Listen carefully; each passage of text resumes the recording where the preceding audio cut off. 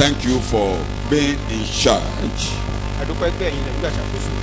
You control our lives. And you have made it possible for us to gather. And unto you shall the garden of the people be. And one day we shall gather together. Apostle told us that concerning our gathering together unto the Lord, nobody should be afraid of that. Nobody should be threatened by revelations. Nobody should be threatened by what is going on in the town. Surely you are coming to gather your people together. We are here this morning preparing for the day you are going to call us. Minister to us. Amen. You save us to bring us home. You have not saved us to bring us back into your wrath. Our salvation is to life, not unto your wrath. We have passed from death unto life. Open our understanding this morning. Amen. You have been helping us through the worship periods, and we have been revived. As we go into the scriptures, rekindle our hope, Amen. strengthen our hearts, Amen. lift our spirit up. Amen. Let's move out with boldness. Amen. Let's move out courageously in your presence. Amen. Let's look unto you daily. Amen. Because one day you are going to sound the trumpet, and we want to be with you. Help us this morning. Amen. In this wilderness, hold our hands. Amen. We may behave as we like, but you are God. You have not changed your mind. Our trials are nothing to you. You know all about it, and you know how to draw us out and take us to the level of your blessing. This morning, speak to us once again. Amen. You only will take the glory. Amen. Thank you for the choir. Thank you for the media. Thank you for the protocol officers. Thank you for the prayer warriors. Thank you for all those who serve this ground. Thank you wonderfully for the organist. Thank you for the cameraman. Thank you for the man working on the internet. We bless you for everybody that has cooperated this morning to make this service to be okay. We bless you for the drivers. Thank you for all of them. We are all in your presence this morning, waiting for what you are going to speak to us, minister to us. Amen. And you only will be glorified. Amen. In Jesus' name we pray. Amen. It's bright. I repeat, your future is bright. Your future is bright. God says, I know what I am doing. I have planned it all out. I have planned it all out. Plan to prosper you and not to harm you. Whatever is happening in our nation, God knows all about it. He knows all about it. There are many things you don't even know. There are many things going on in the spiritual world you don't need to know. And there are many scientific things going on. The whole scientific world, as astronomers and people working with, they were all waiting since Friday, waiting for where there will be crisis in the world, because Chinese have sent a rocket into space, and the rocket will land somewhere. People are fearing around the world. The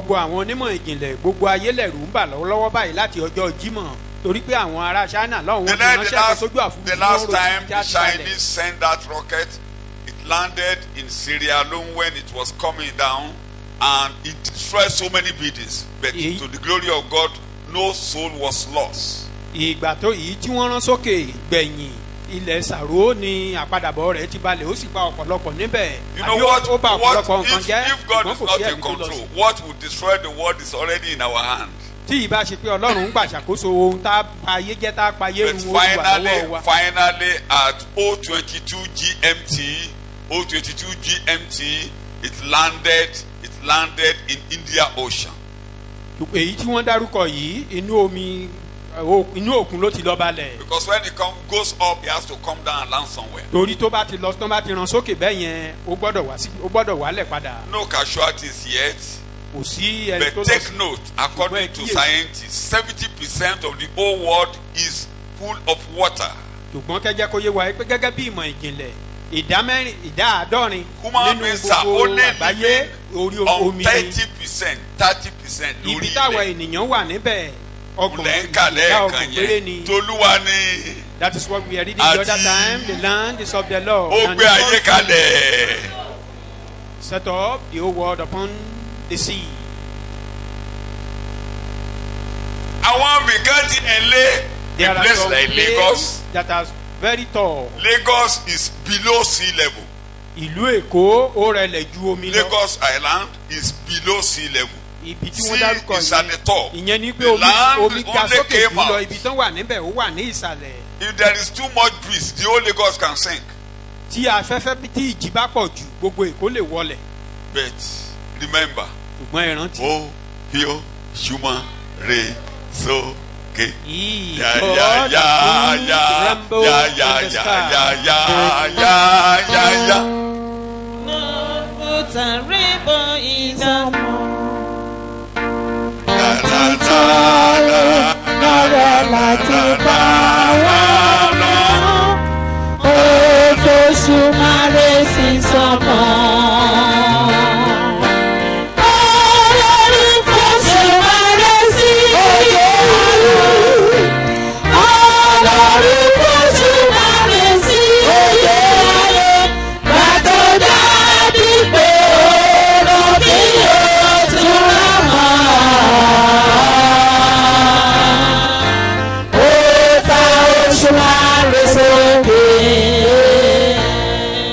Mo bọ̀ o. Jésù ti gbẹ̀jẹ̀ lọ sí orí ìtẹ́lọ́rùn. Jésù ti gbẹ́bọ̀ lọ sí ọ̀dọ̀ bàbá rẹ̀. Kátó dábì pé ọ̀rọ̀ mi yóò tó lọ́mọ. Ó gbé ẹ̀kọ́ sí ọ̀run. Fọkàn ẹ balẹ̀. Calm down. Àfi tẹ́jẹ̀ ò bá sí lórí pẹpẹ. Except if the blood is not on the altar. Kí mo ló ń bẹ lórí pẹpẹ? Kí mo ló ń bẹ lórí pẹpẹ? Blood is on the Ẹ̀jẹ̀ altar. ń bẹ lórí pẹpẹ. Wíwẹ̀. Ẹ̀jẹ̀ Jésù ń bẹ lórí pẹpẹ. Ẹ̀jẹ̀ májẹ̀mú ni ẹ̀jẹ̀ ń bẹ lórí pẹpẹ. Òṣùmọ̀ ti ń dá ọwọ́ Ọlọ́run dúró. The rainbow Tó bá kù holds the díẹ̀ hand kí of ìjì God. gbé ayé lọ. If it remains as small for the storm, Òṣùmọ̀ to rẹ̀ á happen to the sọ̀rọ̀. Lord, the rainbow will speak. Àfi tí ẹ̀jẹ̀ ò bá sí lókè lọ́dọ̀ bàbá. Except if the blood is not Níbi in the tí presence àánú of God, lókè. in the throne of mercy up there. Ibi ò ní gbà. Evil will Ìwé àwa mi rè. Fọkàn ẹ balẹ̀. just calm down. The only thing you need is to come to Christ. Ẹ yọ nǹkan tá a nílò ní ká wá sọ́dọ̀ Jésù. Come to the city of refuge. Ẹ wá sí ìlú ààbò. Where the avenger of blood, I repeat, the avenger of blood cannot come to the city of refuge. Agbẹ̀san ẹ̀jẹ̀ kò lè wá sí ìlú ààbò. Because as long as the high priest is alive, Níwọ̀n ìgbà tí olórí àlùfáà bá wà láàyè. if the high priest is dead, Olórí àlùfáà bá kú. then the avenger of blood can come and destroy anybody. Agbẹ̀san ẹ̀jẹ̀ lè wá kó pa gbogbo ènìyàn.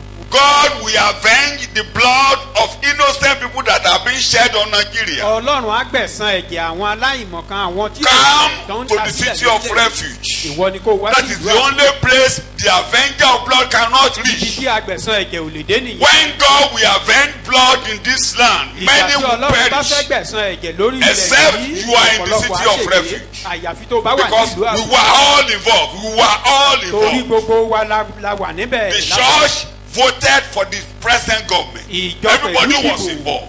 Wọ́n dìbò Come fún to the city of olórí refuge. orílẹ̀-èdè tó wà níbẹ̀. Come to the city of Ẹ wá refuge. sí ìlú Look àbúrò. upon Jesus and the blood on Tójú the sókè wo altar. Jésù. That is the only thing you need at a time like this. Ohun ẹyọ kan tá a nílò nírú àkókò bí èyí nìyẹn. That's the only thing you need at a time like this. Ẹyọ You kan know, tá I a told nílò you nírú last àkókò week, bí èyí nìyẹn. our yesterday was Sọlọ́sọ̀ bad. kọjá. That yesterday is Ọjọ́ àná wa gone. burú, ọjọ́ Today àná ti is kọjá lọ. good. Ṣùgbọ́n ọjọ́ Tomorrow ọjọ́ is dára bright. ọjọ́ ọ̀la ọjọ́ Tomorrow ìfẹ́. is bright. Ọjọ́ tó rẹwà lọ́jọ́ To ọ̀la. make your tomorrow to work well, Kí ọjọ́ ọ̀la live kó bàa lè today dára. in the city of refuge. Gbé ìgbé ayé rẹ tòní ní ìlú ààbò. So I'm bold to tell you that. Mo ní ìgboyà láti sọ fún wa. Wá sọ́dọ̀. You come unto me. Yóò ní sinmi.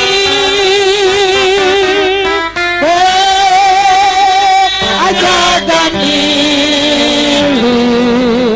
Ó ti gbà bùkún lábùkún. Ó yẹ onírẹ̀lẹ̀. Ó gbẹ́kẹ̀lé bí. Wá àjọ̀dá mi.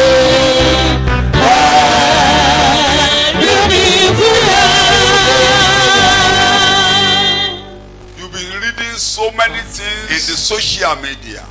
Nínú And àwọn there have been ìwé many ìgbàdégbà preaching on radio. oríṣiríṣi ìwàásù. God will never go beyond the Bible. Ọlọ́run ò lè tayọ kò lè ṣiṣẹ́ tayọ Bíbélì. God will never go beyond the death of Christ, the resurrection, and the ascension unto heaven, and the coming back to rule here. Ọlọ́run ò lè ṣe ohunkóhun tayọ ikú Jésù. It doesn't mean evil for you. Padàbọ̀wá rẹ̀. Whatever is going is not to harm the church. Kò lérò ibi fún ọ. You will suffer no harm. Kò lérò ibi fún ìjọ òní ní You ìpalára will kan. suffer no harm. Òní ní ìpalára. Tell me, Brother Peter, you will suffer no harm.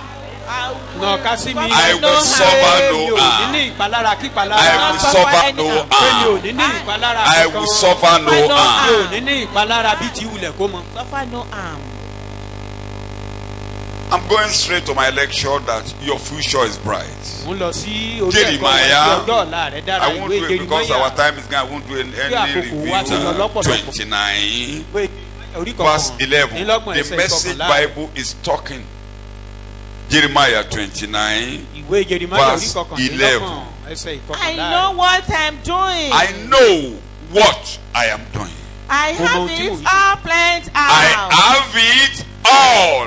All. Underline that language. All. Gbogbo All. All. pátápátá. Plan out. All. Gbogbo Plan rẹ̀ out. pátápátá ni mo ti. All. Plan out. Gbogbo rẹ̀ ni mo ti ṣètò sílẹ̀. Plans to take care of you. Otto.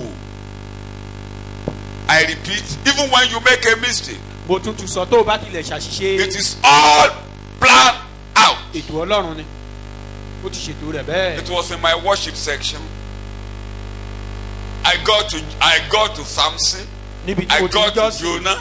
Mo jọ́sìn lórí Samsoni. The parents never knew it was the plan of God for Samson to go to Philistine and marry. Àwọn òbí Samsoni wọn mọ̀ wípé ètò Ọlọ́run ni At least fún the láti lọ first, sí ọ̀dọ̀ at àwọn least Filistini the láti first gbéyàwó. marriage, they never knew. Wọ́n mọ̀ pé ètò Ọlọ́run They ni. never knew. Wọ́n mọ̀. They struggled. Wọ́n tiraka. They couldn't prevent the man. Wọ́n lè dí ọkùnrin yìí lọ́wọ́. They were all planned out. Gbogbo rẹ̀ lọ́lọ́run ti ṣètò bẹ́ẹ̀. God did it to destroy the Philistines. Ọlọ́run mọ̀ọ́mọ̀ ṣe bẹ́ẹ̀. Even láti to kọjú the ìjà sí time àwọn his Fílístínì. eyes was removed, they were all planned out. Títí kan bí a ṣe yọ ọ́ lójú. Read the Bible. Gbogbo rẹ̀ wà nínú ètò Read the Ọlọ́run síbẹ̀. Bible, you will see his name in the book of record. Ẹ rí orúkọ rẹ̀ You will nínú see ìwé his àkọsílẹ̀. name. Paul said, time will not allow me to talk of Samson. Paul Samson. ní àyè kì yóò gbà mí láti sọ̀rọ̀ nípa àwọn bárakù Samson Samsoni. died waiting for the resurrection. Wọ́n kú nígbà tí wọ́n retí àjíǹde. Àwọn wọ̀nyí wọ̀nyí kú ní. All of them died. Hebrews 11, the last verse 40. And Gbogbo àwọn wọ̀nyí. And all of these, All of this. though they won divine approval by means of their faith, Underline, they won divine approval. Ọlọ́run sáyìn ètò wọn pé ẹ bá mi rìn láyé.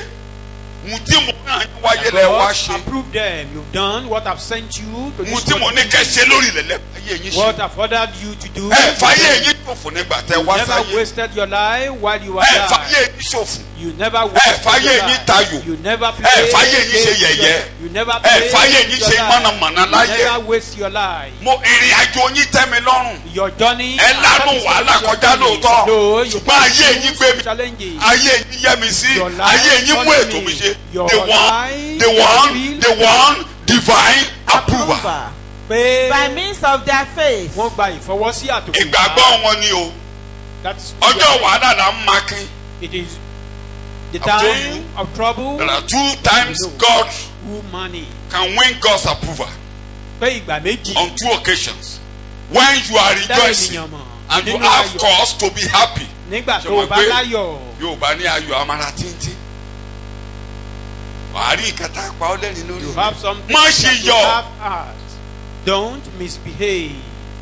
Ayọ̀ nígbà míì bẹ́ẹ̀ ni pé kì í ṣe Ọlọ́run ló fún wa. We rejoice at times as if the joy is not from God. Àtúbànújẹ́ jù bẹ́ẹ̀ ni pé kì í ṣe Ọlọ́run ló ta wá At lọ́rẹ. times we be sorrowful as if it's not God that brought it. Bẹ́ẹ̀ ni pé ṣe là á ṣiṣẹ́ lé ká tó bímọ. It's as if Bẹ́ẹ̀ ni pé ṣe là á ṣe làágùn ká tó kọ́lé. we behave as if Àwọn tó the làágùn child kú is ẹ̀dá. not from God. As if Ẹlòmíì ṣe foundation the tó yẹ house kó we build is ẹ̀ náà gbé lọ bẹ̀. Èmi ìkọ́ tán gan. so many Tí ò people sùn. lay the foundation and their cups Èmi ìkọ́ tán. there. Even Tán some ìjọ people tó bá sùn pẹ̀lú finish máa the house. kú. Tó ṣe lé mẹ́rẹ́ ló gbé títí And òfin. he was told the day you live in that house you will die. Eventually such Make sure you win As a divine approval. Divine Rí i pé approval. àti Divine ìfọwọ́sí approval. àtòkè wá Because pé of the orí future gbà. that is bright. torí ọjọ́ ọ̀la tó dára. Samson. Òun sọ̀rọ̀ You know his Samson. 2 eyes were removed. Ẹ mọ̀ pé ojú rẹ̀ méjèèjì Òbí mọ́ lájọ. o. He never have any Àbọ̀bọ̀ issue ọmọ tó bí sílẹ̀. or the Bible Wọ́n yọ recorded ojú ẹ̀ that méjèèjì. his 2 eyes were plucked out. Wọ́n ní kó wá jíjó ìyà ká And they níwájú said they should òrìṣà. come and dance in the front of idol. Inú ẹ̀mí ru. Bó ṣe mí jọ. He was Nínú furious ẹ̀mí ru. as he was Nínú dancing. ẹ̀mí He ru. was Ó furious. ní Olúwa He said, God, lẹ́ẹ̀kan yìí sí. just one Lẹ́ẹ̀kan yìí sí chance. Olúwa. One chance. Ó rán mi wáyé. To this world. Ó kọ àkọọ́lẹ̀ kí n tó wá sórí ilẹ̀ It ayé. was written never before Àfi I tí ò bá came. jẹ́wọ́ Ọlọ́run ló kọ àkọọ́lẹ̀. Except Nǹkan tó kọ lé mi lórí ò gbọ́dọ̀ yẹ̀. what you wrote down concerning me Kò gbọ́dọ̀ must yẹ̀. move. It must not be moved. Tó bá ní àkọọ́lẹ̀, tó bá ti sọ̀rọ̀. Except Ta ló ń sọ̀rọ̀ lẹ́yìn rẹ̀? who can speak behind Ta you? ló ń sọ̀rọ̀ lẹ́yìn rẹ̀ Who can Ọlọ́run? speak behind you? Ó lọ́rọ̀ tó sọ kí n tó wá sórí ilẹ̀ ayé. Ó ní nǹkan tó ní kí n wá ṣe lórí ilẹ̀ ayé. Dandan ni kètò rẹ̀ ó ṣẹ. Therefore that plan must come. Lẹ́ẹ̀kan yìí sí Olúwa. Just one chance, oh God. Ó ṣe àbí kò ṣe? And Ojú ẹ̀. close your heart. Ó rán mi wáyé Olúwa. You sent me to this Ó world rán mi wáyé fún yẹ̀ yìí. not for rubbish. Ní ìrìn àjò kan yìí. In this lonely journey, Ìdí tó fi rán mi the wáyé. purpose for which you sent Tó me fi to this fìrere dá mi lọ́lá world, give yìí. me this gospel. Ètè rẹ̀ gbọ́dọ̀ ṣẹ mọ́ mi lára. Plan must be fulfilled. I must win your approval. That That purpose must come to pass. Ète yìí gbọ́dọ̀ ṣẹ. That purpose must come to Ète pass. yìí gbọ́dọ̀ wá sí That ìmúṣẹ. purpose must come to Ète yìí pass. gbọ́dọ̀ wá sí ìmúṣẹ. Here I am again this morning, Sunday morning, the 9th day of May, Láàárọ̀ ọjọ́ ìsinmi Olúwa. 2021. You have a purpose for my life. Mo ní ìwọ Ọlọ́run lè fi fún And I'm ayé. here to fulfill that Mo purpose. wà níbí láti mú ète yìí ṣẹ. Shout amen. Máa bẹ lọ́hùn sí ara ẹ o. Má jẹ́ ń ṣiyọ̀ lọ́jọ́ ayọ̀ o. Help me not to misbehave in the day Mo of ní kó má God. ṣe. For me not to Má jẹ́ ń yọ̀ tàpá o. in the day of God. Ní ẹ̀kọ́ ọjọ́ mẹ́rin yẹn. That is, O lè forí ẹ̀ la Bíbélì kọjá. Àwọn tó ṣìyọ̀. I can lead you through the Lọ́jọ́ ayọ̀, Bible. Those tí who wọ́n ṣìyọ̀. misbehave in the day of their joy. Níjọ́ ogun, In the day of battle, jẹ́ kí n rí náà tún bá ń sọ. Help me to see while I'm weeping. Torí ènìyàn sọ. Because jẹ́ kí n rí iná tó bá ń must sọ. we. Help me. ọ̀nà àbáyọ tó là ó ní kò sí ìdánwò kan tó dé bá yín There tí is kì í no ṣe léyìí tó doubt máa upon ní. you, but they have nínú rẹ̀ wọ́n á ṣe kéne tó bá wà láàrín àbáyọ ta ló máa rójú ọ̀nà yẹn. who àfẹni tó bá ń if tí God make tó way, bá rìnrìn lọ́wọ́ gbà tójú ẹ̀ là níbi tó ti ń sọ. only the person Did you any that schedule? received grace lọ́jọ́ tó le during weeping, in the day that things were tough. má jẹ́ kójú mi fọ́tún bá ń sọkún. Help me not to be blind. jẹ́ kí n rí iná lójú ọ̀nà tó bá là. Help me to see. má jẹ́ ń kọsẹ̀ torí wàhálà dé. Help me not to stumble má because jẹ́ of ń challenge. kọsẹ̀ torí kò mọ́ bọ́ sínú ìṣòro. Help me not to stumble má because jẹ́ I ń have kọsẹ̀ problem. Olúwa mo bẹ̀ ọ́. Help me not to stumble. O má Lord. jẹ́ ń kọsẹ̀ Olúwa o. Help me not to stumble. In Jesus we pray. Ní orúkọ Jésù ní the man the àgbàdo. point Samson they all plan out mo bá débẹ̀ all Mo ní gbogbo Plan ìlú Ọlọ́run out. ṣètò sílẹ̀ lórí Samsoni. ìwọ mò ń bá sọ̀rọ̀ I'm talking to you. tó ń gbà kọjá all That plan thing you are passing through now is a plan of God. you may not understand. Ṣùgbọ́n òye ohun tó ń ṣẹlẹ̀ lè má yé ọ o. mo nínú ìjọsìn mi ni mo wà I was in worship ibẹ̀ náà ló with ti tún God. wá tí mo ń And kéde ra God mi came lórí to níwájú me. Olúwa I was pé shouting before God. ọmọkùnrin yìí ṣàṣìṣe This Yet, man it makes was mistake planned out. indeed. Síbẹ̀ bí wọ́n Ọlọ́run ṣe ṣètò rẹ̀. and he won divine approval Ẹ̀yin ọ̀run sì fọwọ́ sí bó o fẹ́ gbàgbọ́ gbélé ayé that he live this world by faith. wọ́n dẹ̀ ń retí ọjọ́ èrè kátán And they were kátán expecting ẹsẹ̀ the day ogójì ló of ń kà reward. wọ́n jẹ́ ń sọnù lọ́jọ́ èrè yẹn. Help me. And all of to be this, found though they wanting want that divine thing. approval by Yes. means of their faith, yes did not receive the fulfillment of what was promised. wọn ò tí ì rí gbà They o. are yet to receive it. Because God had us in mind and had something better.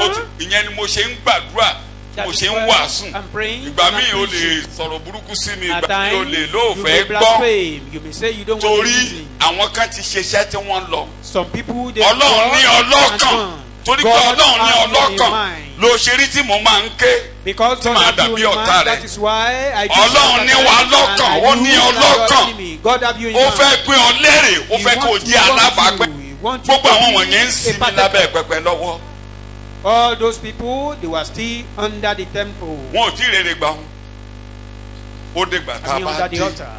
They are yet to be rewarded. ó wá ní ọlọ́run ò ní kó wa lọ ni And you are saying God tí will not ọlọ́run á take dá us. wọn dúró lásán You mean God will wọn ò just lè dúró lásán àwọn náà ń rúra àwọn náà ń rúra They pé were- wà lérè gbẹ̀san wa lórí ilẹ̀ ayé they talk to God daily. Reward orí us. ilẹ̀ ń lọ ń wà níbi tí wọ́n ti máa gbẹ̀san ẹ̀jẹ̀ ló fi Revenge wọn náà fẹ́ máa lọ́kọ́ nínú for ẹ̀jẹ̀ us. tán It is tá a upon lẹ̀ that land. tó ń fa ayé ẹ̀ tayò. You are playing away with your life. So that these heroes and heroines of faith this heroines Àwọn akọni Ọ̀fẹ́. both both male and female Lọ́kùnrin lóbìnrin. torí tó bá ń kabẹ̀ wọ́n á ní àwọn obìnrin rí òkú wọn gbà nípa that women Kò má rò receive pé their ọkùnrin death kan ni. through faith nípa àjíǹde kì í ṣọkùnrin nìkan or through resurrection. obìnrin wà ń bẹ̀ There are men and women there Obìnrin wà as ń well. bẹ̀ obìnrin wà ń bẹ̀ There are women there. these people that stood we knew them ọjọ́ ìṣòro la mọ̀ We know these people in the day of trouble. à ń gbàdúrà láàárọ̀ àná We were praying yesterday morning. mi àti pọ̀pọ̀ mi kú wà ní. And my wife, mo nínú ìjọsìn ni mo wà o I said that nígbà tí mo gbọ́ pé I am ọmọ in bàbá worship. lọlé mo ní à When I learned that ìjọba yìí one of the sons Wọ́n ní ṣe of the ni man wọ́n of pa. God died. Some people wọ́n may be láwọn tó saying he wá was bàbá killed. tọwọ́ òkà bàbá ló mú wọn mọ Some lọ. people may be saying it's those who are after the man of God that were unable to get him. tán bá bí ọ that bó took ṣe away wà the yìí child. bóyá ó lè wà lọ́kàn rẹ̀ náà bẹ́ẹ̀. Maybe you have such thing in mind as well. torí ènìyàn ikú nílẹ̀ Yorùbá. Because man don't die ordinarily in the Yoruba land. My wife took time to listen to the last message of that young man. Ìyàwó mi gbọ́ ẹ̀kọ́ tí arákùnrin tá à ń sọ̀rọ̀ rẹ̀ She yìí was ṣe telling me last night wọ́n sọ fún mi lálẹ́ àná. time tó ń sọ fún mi ọ̀rọ̀ yẹn ló jẹ́ kí mi farabalẹ̀ The time he was giving Mi ò fẹ́ farabalẹ̀. he was giving me the report. mi mi ò fẹ́ farabalẹ̀. I don't want to listen Torí totally, but I was telling her, eventually I was able this to is listen. Saturday night. Saturday night. Mo ní Saturday ẹgbẹ́ night. Sátidé lélẹ́yìí. You know, Saturday night is French for me. I can sleep 6:30. I can sleep 7 o'clock. Mo lè sùn láago mẹ́fà àbọ̀, mo lè sùn láago méje Because it's Saturday night. torí pé alẹ́ Sátidé ni. But she listened to the message. Wọ́n gbọ́ ẹ̀kọ́ tí ìránṣẹ́ kò ní ṣe gbẹ̀yìn. Mọ̀mọ́ nígbà tí ọmọ yẹn ń ṣẹ̀kọ́ He was telling bí she was Jésù telling ṣe me gbà that wàhálà lọ́rùn àpáàdì. when the brother Ó lóun was gbẹ́kọ̀ọ́ giving yẹn the ló dàbí ìgbà tó ń wá message ní how living God. Jesus Ó lọ́mọ delivered yẹn sọ us pé from hell. Jésù jáwọ́ bẹ̀ báyìí pé That they Jesus were all embarrassed. enter into the Pé place. ìpayà mú wọn lọ́rùn àpáàdì. Ṣé ìpayà ò ní mú wọn lọ́rùn àpáàdì? Won't they be Pé kí ló wá embarrassed? kí ló ń wá débi òun sọ pé òun wá What are you torí looking pé for here? òun And wá he parí replied, iṣẹ́ I òun wá came parí here iṣẹ́ to- òun rẹ̀ to sí. finish the war. I Àkórí ẹ̀kọ́ ẹ̀ ni come- pé the topic, lo ayé rẹ lo ayé rẹ spend your be life. fulfilled in your life lo ayé rẹ. Mọ̀mọ́ wa ń sọ fún mi ó ní boy you were fulfilled àbí kò wà fulfilled. Ìyàwó mi wá sọ fún mi pé o ti That was the last ṣàṣeyọrí message. pé o ti lo ayé rẹ fún Ẹ̀bá Ọlọ́run. àlájẹ ló jẹ́ ilé ló lọ tààràrà. Even if you say he was killed by witches and wizards, we know he has gone home. Tí àkókò wa ò bá tó kò síbi tá. If it's not yet time, Ibi tá a dé Going lọ yẹn ló nowhere. dáa jù. and that place where we are going Ibẹ̀ ni mò ń bẹ́ is kọ́ the lọ láàárọ̀ best. yìí. That's where we are going this morning. When divine approval Jẹ́ káwọn ọ̀run because of your future. kọ́nà wọ́ rẹ sókè o torí ọjọ́ ọ̀la. Kínú Ọlọ́run yọ. Let God be pleased. Àárín ìrìn àjò bẹ́ẹ̀ ni pé We are Brother Peter ló máa pín ọ léèrè. at times Who am I? we Èmi sojourn àti wọ́n. as if it is the pastor that will reward us, wá. both of us. Bàbá tó kọ́ kò yọ ara ẹ̀. The writer include himself. Wá. All of us. Àbí àbó sọ pé gbogbo yín Or did he say all of you? kò lè ṣaláì farahàn níbi ìtẹ́. Can now Gbogbo but appear yín. in the throne, Ṣé bẹ́ẹ̀ ló before the throne. ẹ o? Let all of us. Gbogbo yín ò lè ṣaláì farahàn níbi ìtẹ́ ìdájọ́. All of you can Ìgbà now tí a máa béèrè the tá a throne máa of béèrè judgment of fáwọn Christ. pásọ̀ kò ní ṣojú ọmọ kéwù. When the bẹ́ẹ̀ pastor ni? rewarded, the congregation will Ṣé not hear. bẹ́ẹ̀ Is yẹn we that are all so? brothers. At that place, we are equal. Ṣùgbọ́n ohun tó o bá ṣe But whatever you do ló here máa jẹ́ kó o tayọ lọ́jọ́ yìí. will make you Ọjọ́ yẹn lọ́jọ́ ìtayọ. to succeed. Kí ni mo pè é? It's a day of triumph. Ẹ̀yin náà ẹ wo I was a teacher throughout my life. Olùkọ́ni ni mí. So I was in the school system. Mo mọ ohun tó ń ṣẹlẹ̀ And nílé I was ìwé. part of those who worked tenaciously to make sure children whose results are good are rewarded. Mo sì ṣiṣẹ́ dáadáa.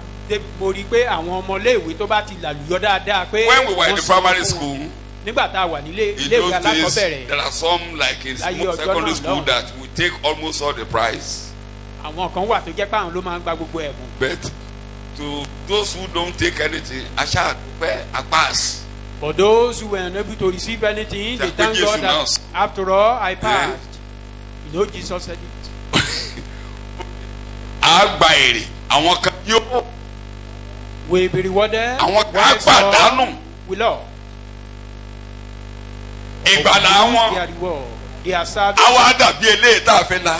Just like the one passing through the Ẹ fire. fi yẹn lẹ́hùn. Leave that one. Ìyẹn wà lọ́wọ́ Ọlọ́run ló mọ̀ bóun ṣe máa treat ẹ̀. How God will handle that. He Ìfẹ́ kọ́ knows tí the o best. lè ṣàlàyé ẹ̀. You cannot Bó o explain that ṣàlàyé ẹ̀ one bó in bá yá detail. tó o bá aṣọra ẹ̀kọ́ ayé mọ́ ẹ lẹ́sẹ̀. If you are trying to explain it, if Ìgbàlà there is wọn á no dàbí- taking, you may not know how to come out of it. Ẹ o, Their salvation, bí like eléyìí the tá a one gbé passing láìsí through kalẹ̀ the níwájú fire. wọn. Will it Bí be? eléyìí tá a dé wọn ládé. You think it's to Bí be eléyìí like the tá a head fẹ́ of là. Moses, but passing through the fire. Èmi ò ní pàdánù. I will not lose Torí ọjọ́ ọ̀la. because of future. Bí tí mo parí ẹ̀kọ́ sí ní jẹjọ́. Lu ọjọ́ òní dáadáa. Spend today very well Mo máa ń ka or wisely. tún bá ti gbọ́ pé àwọn ọmọ ń bá ti rí ẹnìkan Anytime I tí see wọ́n ní ó anyone tayọ nínú kàríà ẹ̀. that's Particularly tún bá rí àwọn ọmọ tán ní ó ní first successful class. in his career, I love to read their story. How máa do fẹ́ they come ka ìtàn about àwọn it? ọmọ tó bá làlùyọ láyé If I ọgbẹ́ wọn. see you tó ní àpàtàn in the auto they did that professor. I want to know how you got there. I want to know how you got there. Me in my early days of Christianity, I read so many biographies and many autobiographies. I wanted to learn from them. Because I live my life with something. According to a songwriter, what he do for all that he will do for you. What God does for somebody, he can do for you. God is not partial.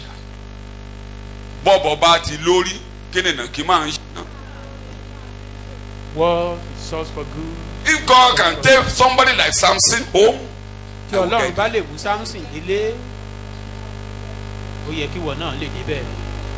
if Rahab the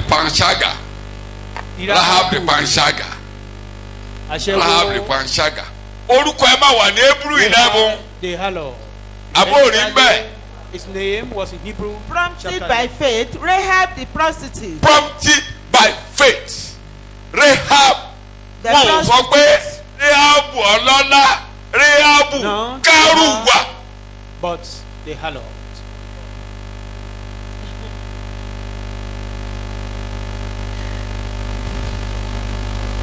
Ó ronú ọjọ́ ọ̀la rẹ̀. Ó ronú ọjọ́ ọ̀la rẹ̀. Thinking of his future. Ó ronú ọjọ́ ọ̀la rẹ̀. Thinking of her future. Ó wo ibi tí wọ́n wà, ìlú yà parun. He look at that city. Ìlú yìí máa parun. Ìlú yà parun. Ìròyìn kan ló ń jáde yìí. Àwa ti gbọ́ ìròyìn bí Ọlọ́run yín, Ọlọ́run tó ń ṣiṣẹ́ agbára ni. Olúwa máa fìlú ilé yín lọ́wọ́. Kí ni mi ò ṣe ní wọ́? How will I not be ruined with this city? She won divine approval. Ó gba ìfọwọ́sí àtòkè wá. Inú Ọlọ́run yọ. God was pleased. Ọlọ́run mí sí àwọn. And God inspired the spies. Oya. Ẹni kò so nǹkan mọ́lẹ̀ ẹ̀. Fi àmì ẹ̀jẹ̀ sílé ẹ̀. Tell her to give a sign at the back of the window. Tí ẹ̀mí ẹ̀jẹ̀ bá ti wà nínú ilé rẹ̀ ó parí. A red sign at the back of her window. Gbàtí ibi bá ń kọjá ibi ò ní wọlé ẹ̀. When evil is passing. Tó o bá ní àmì ẹ̀jẹ̀, evil will never enter. You don't have the sign of the blood. So o tún gbọ́ mi lónìí Sunday ọjọ́ kẹsàn-án. Tó o bá ní àmì ẹ̀jẹ̀, ibi ń jà. Jẹ́ kí inú Ọlọ́run yọ pé òun rí ọ ní ọ̀dọ̀ Jésù. Jẹ́ kí Ọlọ́run rí ọ pé òun gbé àjàgà ìrere wọ̀. That you put on the burden or the yoke of the gospel. Jẹ́ kí inú Ọlọ́run dùn. Let God be happy about you. Ó la wàhálà kọjá. You must pass through trouble. Ó la oríṣiríṣi kọjá. You pass through many things. Kò sẹ́ni tí ò ní nírìn àjò tiẹ̀ tó lé kókó. You have your own journey that may be tough. Ṣùgbọ́n will you win divine approval during your crisis? Ṣé wàá gba ìfọwọ́sí àtòkè wá lásìkò wàhálà? Will God be happy? Will God rejoice over you? Will God credit you that you have done the right thing? Even though you are feeble and frail, but you can do the right thing. You can look unto me. You can look unto me in the days of your difficulty. You can face me. You can face me. You can trust me. Can I be trusted by you? Can I be trusted by you? In your sickness, can I be trusted by you? Will you say the devil is more powerful than me? Will you say the enemy can snatch you out of my hand? Will you take human beings as your enemy because you have a crisis? Will you be bitter against human beings because you have a difficulty? Will everybody in the world become your enemy because you have a difficulty?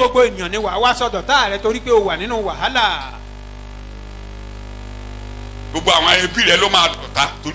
your family member becomes your enemy because you are passing through challenges. You have challenges that no one has ever had. All your in-laws, brother-in-laws, sisters-in-laws, they become witches because you are passing through challenges today. Don't spilled away your own load with your own hand. Because you are passing Obìnrin dáadáa tó wà nílé àjẹ́.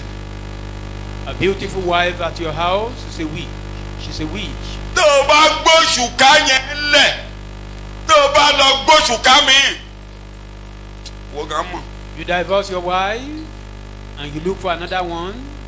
Òṣùká náà ní tó o ti gbé yẹn, tó o bá gbé lẹ̀, tó o bá gbóṣùká mi, àfàìmọ̀ kọ́rùn ẹ̀ mọ́ṣẹ́. The yoke you've taken, if you àfàìmọ̀ kọ́rùn ẹ̀ mọ́ṣẹ́. Èrù rẹ ní. Maybe Kí ni that mo will pè? be That man, may kill you. èrù ẹ ní. Pé ìyàwó tó wà nílé rẹ̀ yẹn, That man, ọkùnrin tó wà That tó gbé woman. nílé rẹ̀ yẹn, you don't carry am, ó ti gbé náà. and the grace of God will be sufficient for you. Oore ọ̀fẹ́ Ọlọ́run á sì tó fún ọ. Ẹlòmíì ní oore ọ̀fẹ́ ò tó. Some people may be saying the grace is not sufficient. Gbọ́ mi, Listen àwọn to me. àdúrà kan wà There are some tí ò ní prayers gbà that God will never answer. tó ṣoore ọ̀fẹ́ náà. Ẹ̀ẹ̀mẹ́ta ni mo Only gbàdúrà sí pray. Ọlọ́run nítorí I ẹ̀gún yìí prayed ní 3 ìhà mi. times because of the tongues by in my side. Ẹ̀ẹ̀mẹ́tẹ̀ẹ̀ta náà dẹ̀ sọ fún mi pé And the 3 Paul, times Paul, told me, oore Paul, ọ̀fẹ́ mi ṣe kí ni? my grace. Kí wá ní is ìyáṣà sufficient for you. apọ́sù nígbà tó gbèdè yẹn? What Ó was ní his nítorí reaction náà when he had it? tayọ̀ bíbélì ní kẹ́ẹ̀ka bíbélì ní kẹ́ẹ̀ka mo ti bọ́ sí Kọ́ríńtì kejì That is orí 2 Corinthians ìkejìlá chapter 12. orí ìkejìlá 2 Corinthians chapter 12 ẹbẹ̀ ní ẹsẹ̀ ìkejì. from verse 7. àti nítorí ọ̀pọ̀lọpọ̀ ìṣípayá Bẹ́ẹ̀ni kí èmi kí ó má bàa gbé ara mi garí kọjá a sì fi ẹ̀gbọ́n kan sí Ọlọ́run mi mọ̀ ẹ́ lára. God Ọlọ́run mọ̀ ẹ́ God know you. ṣé oríṣẹ́ ìrìnsẹ́ tó wà yẹn Yóò tó o dá- bá dúró bẹ̀ kó o farada In that ministry, tó o bá yẹrí o rọrùn nínú ìrìn àjò if you should Ọlọ́run mọ̀ ẹ́ you are in ibi trouble, tẹ́gígùn ẹ̀ máa ṣẹ́ ló wà yẹn ó That's jẹ́ farabalẹ̀ where you will if you humble. want to God will fulfil you humble be you. fulfilled in life be tó o bá patient. fẹ́ làlùyọ Ẹlòmíì ṣàkọrin nínú ayé ní sùúrù. ìṣe àfàdúrà Some jagun people, tì. you are unable. Ó ṣàkéde, You can't stay in èwo the ló fẹ́ choir, ṣe? you can't stay in the ó lè ṣàkéde ó lè jí nídà prayer warrior, you can't stay in the herald. Which àbí one do you gbogbo want? alákorúkọ lákéde ṣé gbogbo wọn lẹ máa rí nídàjì bàbá ọwọṣọ ṣé gbogbo wọn lẹ máa rí nídàjì ìgbà mi ẹ ju mẹ́ta All ìgbà those mi ẹ ju méjì who are in the ó herald fẹ́ ministry, ṣàkéde not all of them are always present. kábẹ́lì 3 times I called upon the Lord. 3 times I call upon the Lord. And Mama, besought him. 3 times I call upon my friends. Ni mo ké pe àwọn Lord. ọ̀rẹ́ mi Ṣé nǹkan tá a kà ń bẹ̀ tí nìyẹn? ọ̀rẹ́ ló nítorí kọ́ nǹkan bẹ́ẹ̀. yìí ni mo ṣe bẹ Olúwa nígbà Mo mẹ́ta. bẹ̀ àwọn àpótélì kẹ́ ràn mí lọ́wọ́. I beseech the apostle to help Mo me. bẹ̀ àwọn alàgbà kẹ́ ràn mí I lọ́wọ́. beseech the leader. Ta ló lóun gbàdúrà sí? The Lord. He called upon the Lord. Ìwọ ò tẹ̀ tí ìgbàdúrà fúnràn lọ́wọ́ nínú wàhálà àti You have not even prayed for help in bàbá your ẹ̀ own tí ẹ̀ ti trouble. gbàdúrà pé Olúwa This jù. man Kéde prayed. ní mi lára. This thing Bí tí mo ń lọ́wọ́ ànsálẹ̀ pain me. Bíbélì lẹ̀ ń kà. And besought him about this, and begged that it might depart from me. Let this thing depart. Kí kìíní kí ẹ̀gún yìí But he kúrò. said to me, my grace, my favor, and loving kindness and mercy is enough for you. Sọ bẹ́ẹ̀ Olúwa Sufficient. orí ọ̀fẹ́ rẹ tó fún mi o. Orí ọ̀fẹ́ rẹ tó. Your grace Orí ọ̀fẹ́ rẹ is fún mi o. sufficient for me. Orí ọ̀fẹ́ rẹ tó fún mi Your o. grace Da is orí ọ̀fẹ́ rẹ lé mi lórí pour o. your grace upon Kí n me. lè ru àjàgà yìí That I may o. bear this Kí n lè ru load. ẹrù yìí That I may o. bear this load. Orí ọ̀fẹ́ rẹ tó fún mi o. Grace is sufficient for me. Sufficient against any danger, and enables you to bear the Gbàgbọ́. trouble manfully. Bí bá jáde orí ọ̀fẹ́ mú ọ. Amen. Sufficient, sufficient. Ń tún Bíbélì sufficient Against any danger. against any danger. Ó tó fún mi lòdì sí ewu. Enables you Ibi to ò ní bear. bá ọ níbẹ̀ yẹn ni mò ń sọ fún ọ. Evil can never come upon call upon you Sufficient there. against any danger. Ó tó Ẹ̀tún fún ewu ilé ètò kéwu. burú jù ó yàbàrà ni The worst ilé of ètò burú jù ó tún dé nínú iṣẹ́ ìránṣẹ́ ó tún lè sùn máa pa ọ́ nínú iṣẹ́ ìránṣẹ́ nínú ìjọ nínú ìjọ torí o bá ṣòro kan pàdé nínú Because you ìjọ. are standing with a challenge. Orí ọ̀fẹ́ mi ó ṣe kíni.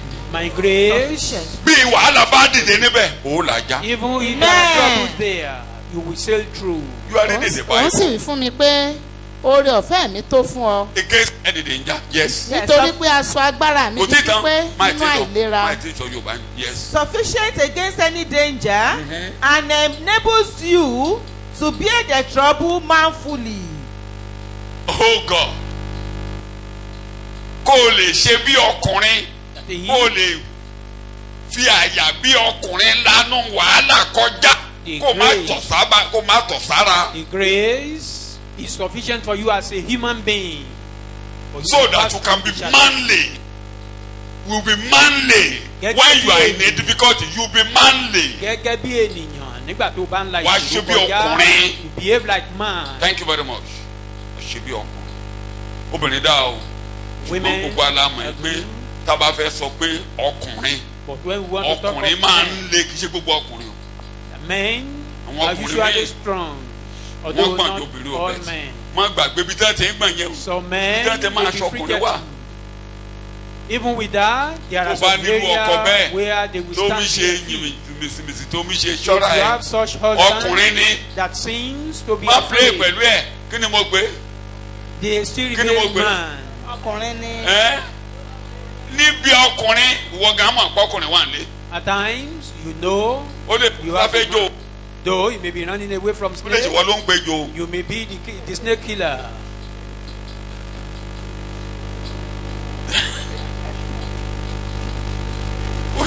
Bàbá alágbájá ẹ tó lọ bá má dá yẹsà wọ́n ló péjọ.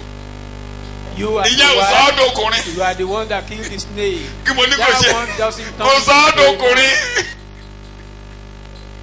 Ewu tó máa lé ọ̀sán ń bọ̀ lọ́nà. Something that àfi tó bá dì mọ́ bàbá alágbájá ọkọ mi baálé mi olówó orí mi òun ló máa so mọ́. You have to cleave unto him. Kábíbélì sí mi létí bí tí mo lọ má jẹ́ kí mi gbàgbé àkókò tí lọ lọ. For my strength and power are made perfect. Ibi tí mo lọ bọ́ síbẹ̀ tayọ̀tayọ̀ ẹsẹ̀ kejìlá àbí kẹtàlá. Indeed. In this. The signs that indicate a genuine apostle were performed. No. Ẹsẹ̀ kẹsàn-án. Verse 9. Ẹsẹ̀ kẹsàn-án. Later part. So, for the sake of Christ, I am well pleased and take pleasure in my infirmities. I take my joy in my war. Infirmities, insults, hardships, persecutions. Kò dùn mí. Even if you abuse perplexities and distresses. Ibẹ̀ yẹn la ti rí ìtumọ̀ nǹkan tó ń là kọjá. That is where I see the meaning of what he ayọ̀ ni was bó ṣe pèlè mi lórí èpè ńlá kí ni nígbà yíyẹ. I take them with joy. Your cause will never do any harm. Tayọ̀tayọ̀ ni wèrè rẹ̀ tayọ̀tayọ̀ ni. Call him any name. Bó kí mọ́ mi lórí ayọ̀ ni ayọ̀ ni o bí àṣà oníwàásù ọjọ́ sí àná ayọ̀ ni o ayọ̀ ni mo fi sórí tó o bá ti nájọ nínú wàhálà tó ń ṣe é kọjá o fẹ́ kọ́ lọ́wọ́ approve ẹ. You don't want God to approve you. You must be prepare your mind. You must be joyful in your marriage. Kò láyọ̀ nínú ìgbéyàwó rẹ. Mo gbọ́dọ̀ láyọ̀ nínú ilé sọ bẹ́ẹ̀ fúnra rẹ mo gbọ́dọ̀ láyọ̀ nínú ilé. Mo gbọ́dọ̀ láyọ̀ nínú ilé yìí. I be joyful in this family. Kí ló gba Jésù tó bá láyọ̀? Why then did you accept Christ? You don't have joy. Olúwa wa. In Jesus' name. Tó bá wá wà nínú ṣọ́ọ̀ṣì tó láyọ̀ kí ló wá If you are in ṣọ́ọ̀ṣì? the church, you don't have joy, then why are you in the church? Mi kì í ṣe pé mo gbéraga. It's not a Ọlọ́run mọ̀ proud. pé mi ò I'm gbéraga. not proud. Mo fẹ́ kó mọ̀ pé kì í ṣe mi nìkan lòjíṣẹ́ Ọlọ́run. Just for you, Mo I ní just tó bá want ti you dé to know. pé ìjọ living God. Mo ti ń sọ fún ọmọ kan lẹ́nu ọjọ́ mẹ́ta. I was telling somebody recently. Ṣé o ní living God o ti wú ayé ẹ mọ́lẹ̀ ni? Ó ló ń sọ You bẹ́ẹ̀. are saying living God has ruined your life. Mo He ń said, ṣàlàyé ni. I'm only explaining. Tó bá jẹ́ pé living God wú ayé ẹ mọ́lẹ̀. If living God ruin your Tó wú life ayé ìdílé ẹ mọ́lẹ̀. and ruin your family, Tó dẹ̀ ti jẹ́ wípé o dẹ̀ rí pé ìgbé ayé wa ṣe ló ń da ayé ènìyàn rú. and you discover as well Pé nǹkan tá à ń that kọ́ yín kò ní jẹ́ kó o lọ́jọ́ ọ̀la. that what I'm teaching you will never Mo ní mo allow máa ń you sọ to níta have gbangba vision. kí mo ní I kó o did ṣe say ẹ̀yin it ọmọ Ọlọ́run. publicly. Kí mo ní kó o ṣe. Kó o máa lọ síbi táyé ẹ ti máa ṣe kẹ́ni. Take your Bible and Mi ò go ní to ṣe place mi ò ní which is ṣèbẹ̀wò better. délé ẹ. I will never visit you. a ti gbọ́ lẹ́nu ẹ pé If I bí had tí it living from God you, wó ayé mi dé that rèé this church ruined my bí life. tó wó ìdílé wa dé This rèé is the level the church has ruined my family. living God tó sọ mí lásán He has rendered me. bí ò ní ṣèbẹ̀wò délé ẹ̀ I will never visit you torí mi ò tún fẹ́ pa ayé ẹ̀ jẹ́ sí. because I don't. Ma meet a man of God that will lead you to heaven. Kó o lọ bá ìránṣẹ́ Ọlọ́run tá a lè mú ọ délé. bẹ̀tí ṣọ́ọ̀ṣì yóò bá ba ayé ẹ̀ jẹ́ But if this church didn't ruin your life, tí àwọ̀ ayé ẹ̀ mọ́lẹ̀ with the tó wá ń put down tàpá your sẹ́gun life, and you are kicking ó wẹ̀ ìlú ní fún ẹ kó feet tàpá sẹ́gun against stone. you can kick against the pricks. I mean, priests rather. You cannot kick against the priest. Oh, Ohun ẹ̀rù ní fún ẹ kó tàpá It's a sẹ́gun. fearful thing for you So to preach bó o bú wa against, ayọ̀ ni to o. kick against the priest. Bó o ṣe pèlé wa lórí You cause ayọ̀ us, ni o. Kó ràn wá. you abuse us, it's a joy. Táyọ̀. Joyfully, Mo lànà àìlera kọjá. pass through. O láwọn àìlera kan báyìí ìmí máa lọ kó You tó have some ìmí ilé máa lọ. Some may disappear before they die, some may stay. Láyọ̀ Be kì í joyful. ṣe wọn nìkan ló nírú ẹ̀ yìí. It's not, you are not the only one that have such thing. Àwọn akọni fọ́jú kan tó kú rí àbí ọ̀rìnrí ní We have some Bíbélì. men of valor Yeah. who are blind before they die.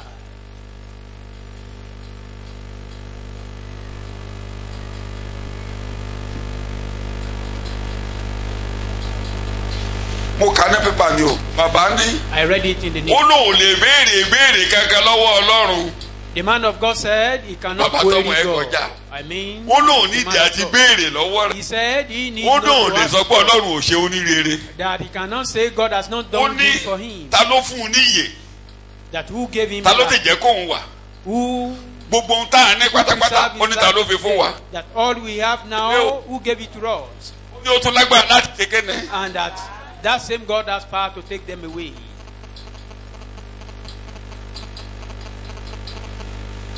Ṣọlọ́run ṣe dá sí owó ṣe o. Is God good unto you? Mo ń tẹnumọ́ nínú ẹ̀kọ́ tí mo ń I ṣe do lọ emphasize, ìpínlẹ̀. I'm emphasizing on God, this. you cannot be wrong and you are not wrong. Pé ìwọ Ọlọ́run o ṣàṣìṣe, Jẹ́ kí mi o lóde sì ọmọ lè òbòkun. ṣàṣìṣe. Ọlọ́run wicked yẹ. Has God wicked you? Ìdí ọmọ òbòkun nìyẹn. Bàbá wicked.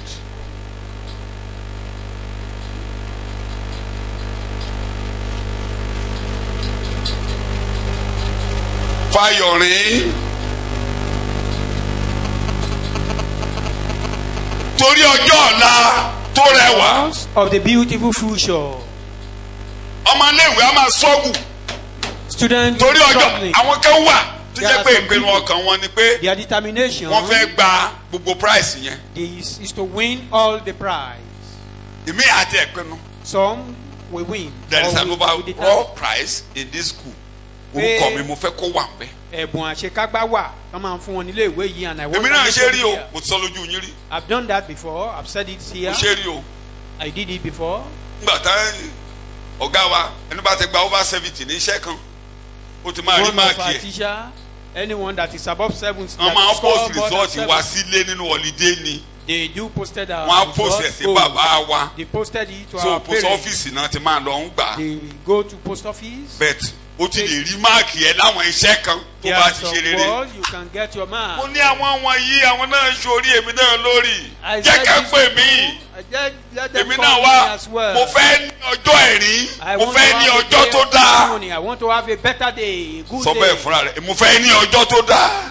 I want to Mo have fẹ́ a ní good ọjọ́ tí day. màá rẹ́rìn. I want to have Mo a fẹ́ ní better ọjọ́ day, tó a dáa day tó that rẹwà tó you gbé síwájú dé have. mi. A beautiful day that you So ràn mí lọ́wọ́ lọ́jọ́ ní Olúwa. Help me today, O Lord. Jesus' name. Bí o we bá pray. ní ẹni bá fẹ́ jẹyin inú àpáta kí náà ní kì í ṣe. Jẹ́ kí n lò kan àbí méjì ká máa lọ. Let me Torí do just one. ẹgbà or tí two points. spíkà wa ti dákẹ́. I must do Ibi one. ìsinmi wà. There is a place of Ìlú rest. iṣẹ́ rèé. This is a city Ìlú of wàhálà God. rèé. This is a city of Ibi trouble. ìsinmi wà. There is a Inú place of ẹ̀wọ̀n rest. inú ẹ̀wọ̀n ni Paul wà tó ń Paul kọ̀wé was sí àwọn ará Fílípì While he was writing to the tó ń sọ Philippians, fún ọ he wípé was telling them, mo ní ìfẹ́ àti lọ I have the love, mo ní ọkàn àti I lọ have the heart, torí of God, ibẹ̀ dára jù. because the place is better. Ó dẹ̀ fàyọ̀ ṣẹ̀wọ̀n And he was in prison with torí God ibẹ̀ dára jù. because that place Philippians is better. 1 Ìwé Fílípì orí kìíní Like I said last week. Ọjọ́ kẹta tọ́lọ́run fún yàn láyé tó ní kí Ísírẹ́lì máa lò nínú àgọ́. Ọjọ́ méje náà máa fi gbénu igbó tó máa wọ́n á sinmi.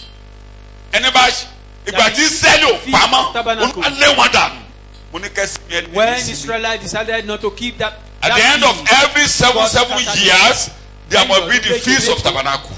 Lóṣù keje ẹ gbọ́dọ̀ sinmi.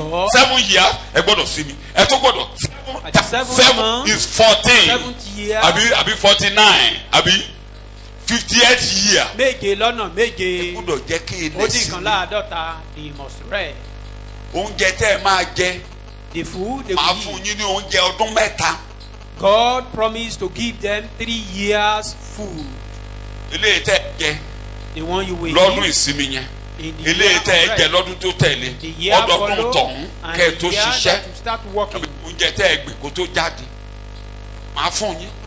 That I will give to you. Wọ́n ní ayé wàhálà náà wá. Even with that, they said they want to work. Mẹ́ni wá ayé wàhálà ń tẹ̀ mí. I don't come to the world of trouble. Wá sinmi lọ́dọ̀ Jésù. Come and rest. Sinmi wá. There is a place of rest. Sinmi wá. Sinmi wá. There is a 21, 23, 21, for me to live. Oh yeah. Nítorí ní ti èmi láti wà láàyè jẹ́ Kristi. Láti kú jẹ́ èrè. Kí náà ní ikú jẹ́ ń bẹ̀ yẹn? Èrè. Ẹ̀yin mélòó ló gbà pé èrè wọ́n gbà. How many of us believe pé ikú jẹ́ èrè? That death. Ikú jẹ́ ìbànújẹ́ náwó ẹ̀ sókè. Death is a sorrow. Ikú jẹ́ ìparun náwó ẹ̀ sókè. It's a destruction. Ikú lérè fún Kristiani náwó ẹ̀ sókè kiri. Death has reward for Christian. Ọmọ mi débi. Lord, take me to that place of reward. Mo kí n wà láàyè ó dáa ṣùgbọ́n kálẹ̀ kan sí kó gbogbo ìjọ gbọ́. Ṣùgbọ́n bí láti wà láàyè nínú ara bá jẹ́ èso iṣẹ́ mi. Bẹ́ẹ̀ni. Nígbà náà. Irú ọ̀sẹ̀ 21 ló ṣe ń kà. Nítorí ní ti èmi láti wà láàyè jẹ́ Kristi. Bẹ́ẹ̀ni. Láti kú jẹ́ èrè. Tó ń bá wà láyé àwọn tí kú jẹ́rè fún pé o wà láyé òun lo ayé rẹ fún ta ni o. Ta ló lo ayé rẹ fún o. While they are alive, they use their life for Christ. Ó ń kẹ́kọ̀ọ́ mo fi ń kéde fi ran ẹnìkan lọ́wọ́ mo fi ń gbé ọwọ́ ẹnìkan sókè. Torí òun múra de ọjọ́ ìsinmi òun múra de ọjọ́ èrè. Mo ní àwọn kan ń gbé ní ayé bẹ́ẹ̀ ni pé Peter ló máa pín wọn lérè. I said some people live their life as if bẹ́ẹ̀ ni pé pastor ló máa san. Bẹ́ẹ̀ ni pé olórí ìsọ̀rí kan ló máa sanwó fún ẹ. It's one group leader that will reward them. Mo sọ lẹ́ẹ̀kan gbó wá. Kí ni mo pè? Kò lè ṣe kí ni. Cannot but appear. Láti gba nǹkan wọn ni tí a ṣe nínú ẹ̀mí. Nínú ara. Láti nǹkan wọn ni tí a ṣe nínú ẹ̀mí àbí. Tí a ṣe nínú kẹ́ni. Tí a fi àgọ́ ara ṣe. In flesh.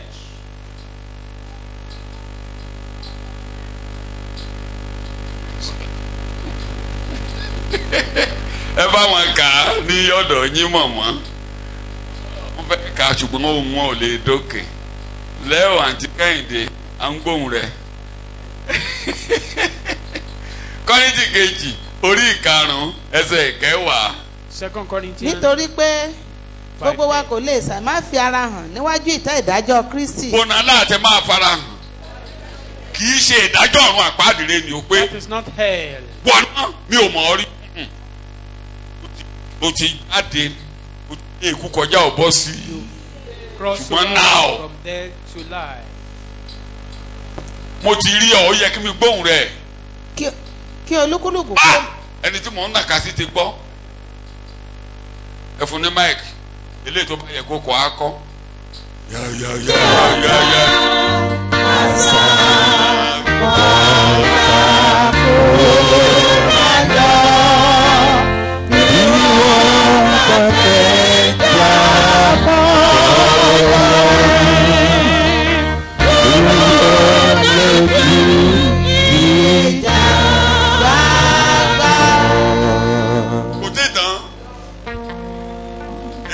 kọ́rọ̀sì ẹ̀gán mo fẹ́ gbọ́. Èrè wà fún iṣẹ́ tá a bá ṣe láyé bí. Ẹ bá gbé ó pẹ́ tó ti wá mọ́ ó ti gbàgbé.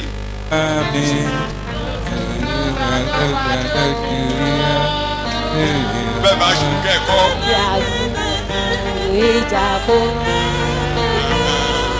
Èrè. Ọ̀lẹ lójú ìjà kó lè dé ọ̀run mi. Lójú ìjà gbàgbọ́. Ọ̀kàrẹ̀ jàre. Láti jà nígbòyà. Lòdì sí ọ̀tá, àṣà ọ̀tá kò rájọ.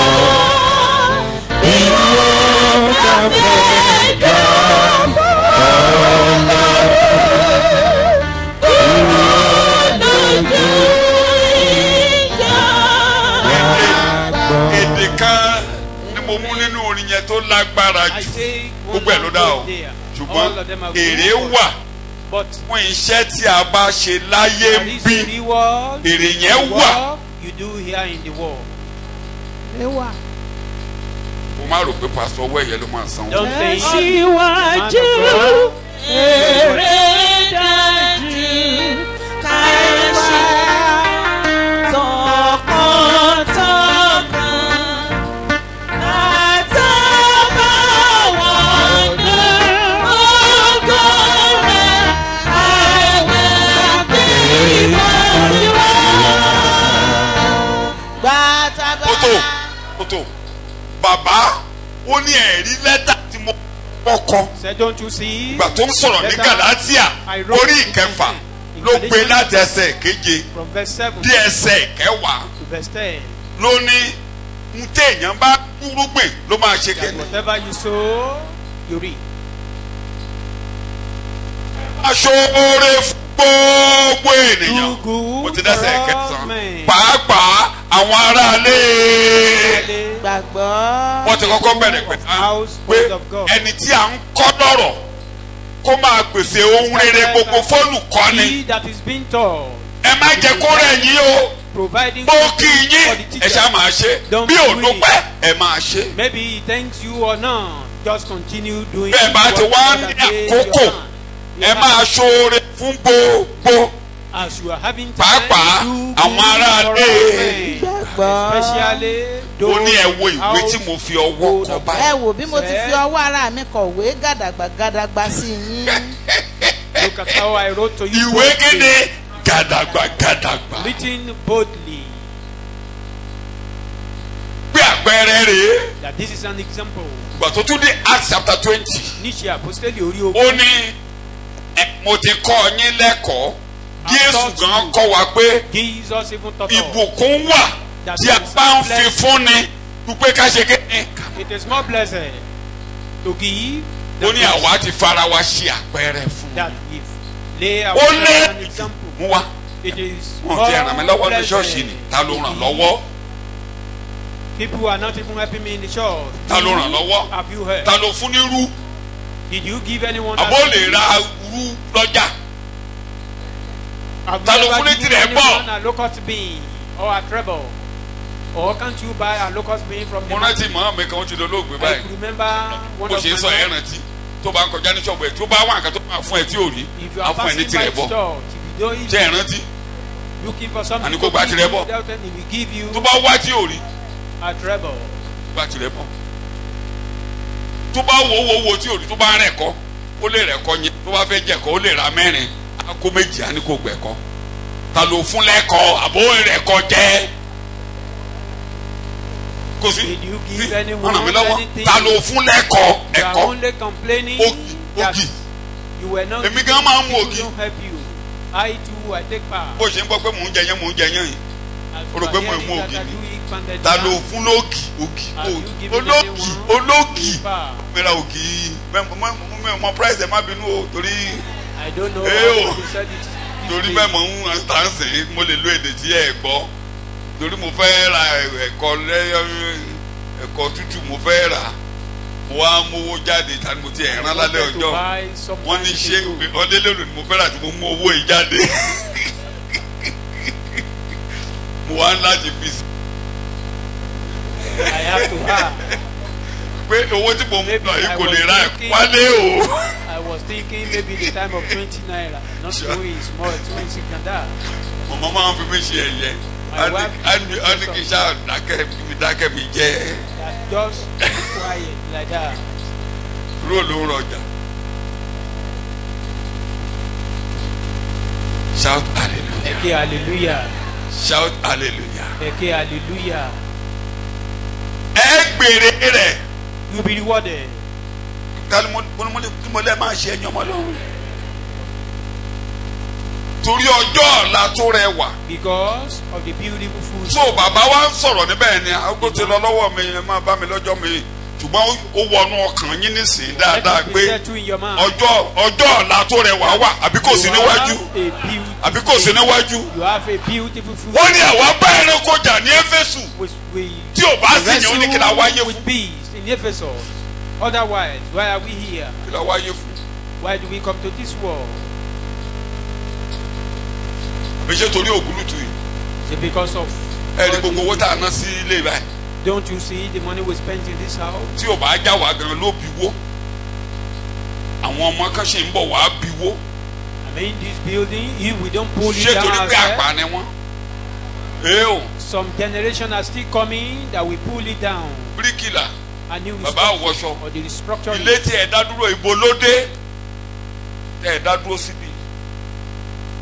Ilé tí ẹ̀ dá dúró síbi ibo ló dé nínú plan. Ṣé kò gbélé yìí mi? They were talking about the money spent in the big. Ẹ ṣòwò ilé yìí ibi tá a dàgàn náà dúró sí ṣe ló yẹ ká máa ó yẹ ká mọ́ débi so a ṣe máa wélé yìí tá a máa fẹ́ débi. We are talking about the extension of this one that the building is supposed to reach this area, but not yet now. Maybe. What you see that is so paramount to you today, tomorrow, it won't work anything. But whatever you do today, there is a reward for it. That little thing you do today, I sent somebody this morning. Sent him a message to one of our father that is particular money. Mo ní bó ṣe máa ń ṣe nìyẹn mo ní bí ìyá Abigail òun náà ṣe ń ṣe nìyẹn àrùrà tó àpò àní. The woman mentioned. Wọ́n mọ ara àwọn kan fún lọ́yà àwọn ti fún mi. I don't know the people that are to be given. Alule. Àtúntò àpò ẹ̀ mo máa ń gbà o. I do collect them. Torí èrè ni. Àní bàbá tiẹ̀ rè. This is your own. Ó lè ṣe 200 naira. It may be 200 naira. You may say it's too small. Owó dẹ̀dẹ̀. A big money. Owó kẹ̀ǹgbẹ̀ máa jù sáàkù. A big money. Put it in my pocket. Ojú tó kéré ọ̀dà lánàá. Àwọn ọlọ́pàá ń yọ mí lẹ́nu nínú mọ́tò mi kì í ṣe pé wọ́n yẹ̀ wéwò. The policemen who are disturbing me. Àwọn obìnrin ló tiẹ̀ burú jù lára. The women among them are very poor. The one that stopped me. Ó ní bàbá ẹ ṣì rè o. Ẹ ò lè lọ. Mo ní mo ti wẹ̀ fún yín ó ní àwọn tí mo wẹ̀ fún ọ̀tọ̀ láti tún bá wẹ̀ fún wọn. She wanted to collect something because of the vehicle. Iye. Found the man of God. Ìkan ló bá màmá lọ́jọ́ kan màmá ń kọ̀wé fún. Ṣé àwọn fẹ́ ṣe wàhálà ló ń kọ̀wé fáwọn ní. One of them stopped my wife sometimes ago. Ìwé jíìsì ló fẹ́ ká lọ bá kàdé. Vehicle license, the vehicle paper, and he said. Mọ̀mọ́ ní wọ́n ló bèrè ìwé. That's why you are giving us paper. Ọ̀pọ̀lọpọ̀ tó wà lórí títì lónìí. Àwọn kan gbọ́n sí ti wọn. Some of them. Mo kú ní bẹ̀rẹ̀ ìwé lọ́wọ́ ẹ̀. We don't ask for money, but the way you present. 150 naira. Mo ṣàjọ. Ó pé tú wo. Mo wá fẹ́ fún. Ó ní 200 tó wà bẹ́ẹ̀ jẹ́ ní kí mi fún un gidi.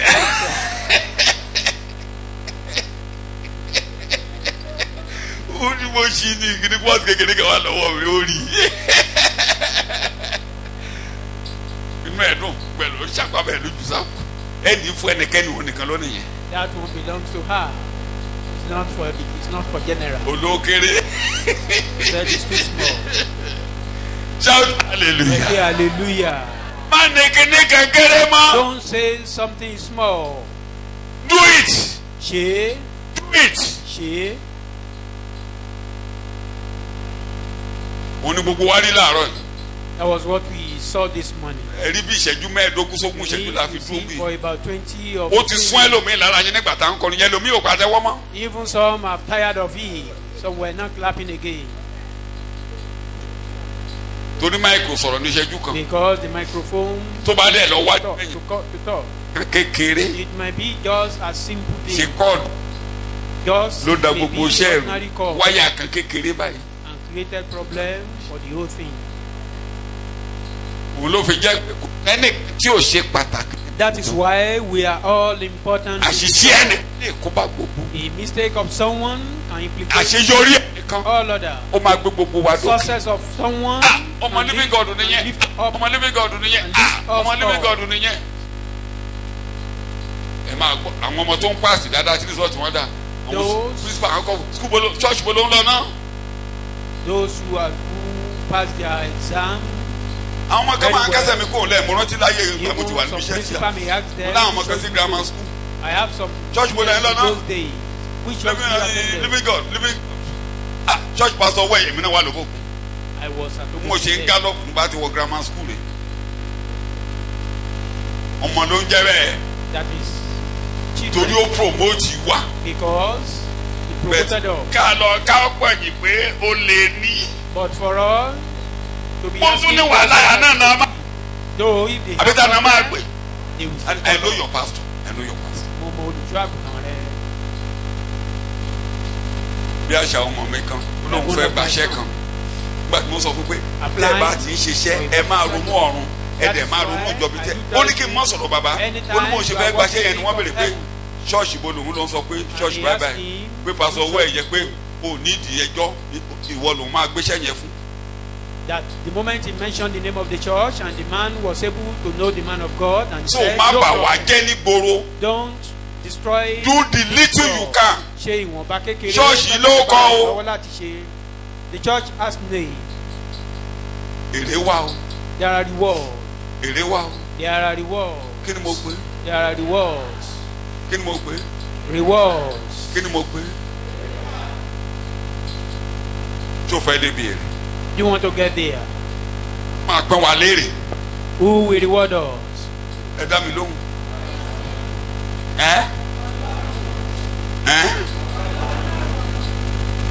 Kí ló máa sanwó oṣù lé lórí? What will we reward you for? Nǹkan tẹ́ ẹ bá ṣe pẹ̀lú àgọ́ ara yín gẹ́gẹ́ bí ènìyàn. Lẹ́yìn ìgbà tẹ́ ẹ gba Jésù, ń tẹ́ ẹ bá ṣe láti ran ẹnìkan lọ́wọ́ láti dọ́run. Help others to get to heaven. Jọ́tẹ̀ ẹ bá ti lọ níbi kẹ́ ẹ tó lọ, ó wà nú ìwé dè yín. Even before you go, it's already documented there. Ti Samson la kà. Read of Samson. Abẹ́ẹ̀ka lẹ́ẹ̀ka. Wọ́n ní Ọlọ́run sáìn rẹ̀. God approving. Divine. He God divine approval. Yà. O bá sùn sítan Delilah. Yà. Even if you slept in the lap of Delilah. Ìgbà tó dé o sẹ́mi. Yà. Say you are in trouble. Yà. You never deny me. Yà. Heavenly approval. Jọ̀wọ́. Mo parí ẹ̀ kan. Jọ̀wọ́ ràn mí lọ́wọ́. Jọ̀wọ́ Olúwa, jọ̀wọ́ ràn mí lọ́wọ́. Olúwa. Jọ̀wọ́ Olúwa, jọ̀wọ́ ràn mí lọ́wọ́.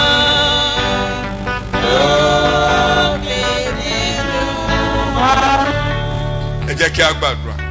Shall we pray?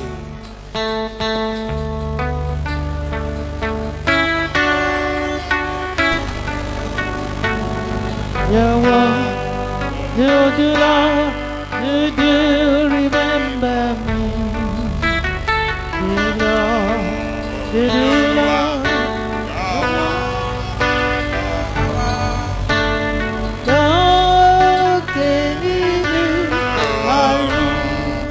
Let's turn this to prayer. Àwọn kan torí owó wọn kú nílé débà.